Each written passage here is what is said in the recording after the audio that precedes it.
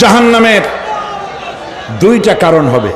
একটা হলো আল্লাহকে অস্বীকার করেছে, নামাজ নাই, রোজা নাই, তাকায় দেখবেন চেহারাটা মুসলমানের মতো মনে হয় না, বুদ্ধিজীবী, পাটের দড়ির মতো চুলগুলো ফুরফুর করে চারিপাশে, উপরে তো নাই।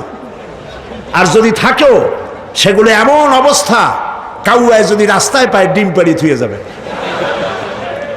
চুলের অবস্থা ওই, মোষের অবস্থা ঢাকনার মতো। কিছু কিছু মশলা তো এমন আছে 5 ব্যাটারি টর্চ লাইট মারলেও বোঝার উপায় না, বেচারা হাসে না কান্দে। এইভাবে করে মাথার দশাই, চুলের দশাই, এগুলো হলো বুদ্ধিজীবী। আর এইগুলো হলো ওনাদের কলিজার টুকরা, ঠিক কিনা বলেন? সহ্য হয় না, ইসলাম ভালো লাগে না, কোরআন ভালো লাগে না, বুদ্ধিজীবী হইলেই ছাড়লো। আল্লাহ রাব্বুল আলামিন কি যারা অস্বীকার করবে, আল্লাহ রাব্বুল আলামিন কিয়ামতের দিন বলবেন, ধর ধর, গলায় বেরি পড়া। দেখছেন না আসামিগুলারে বেরি পড়ায় কেমনে? ডান্ডা বেরি পড়াবেন আল্লাহ পাক, জাহান্নামের শিকল পরায় দিবেন আল্লাহরে অস্বীকার করার কারণে। আর একটি কারণ কি?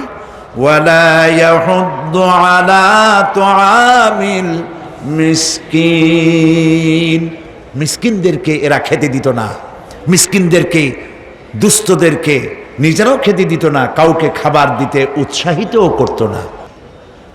জাহান্নামে যাওয়ার জন্য আরো দুইটা কারণ রয়েছে,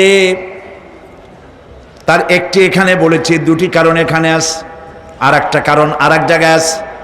আল্লাহ পাক বলেছেন জাহান্নামীদেরকে প্রশ্ন করা হবে, ইয়াতাসাআলুনা আনিল মুজরিমিন মা সালাকাকুম ফি সাকার। জাহান্নামীদেরকে প্রশ্ন করা হবে, কেন জাহান্নামে এসেছো? তারা বলবে, ক্বালু লাম নাকু মিনাল মুসাল্লিনা ওয়া লাম নাকু নুতঈমুল মিসকিন। আমরা নামাজ আদায় করি নাই, নামাজ পড়ি নাই, আর মিসকিনদেরকে খেতে দেই নাই। মারাত্মক কারণ হবে জাহান্নামে যাওয়ার এগুলি। প্রিয় ভাই সব, এরপরে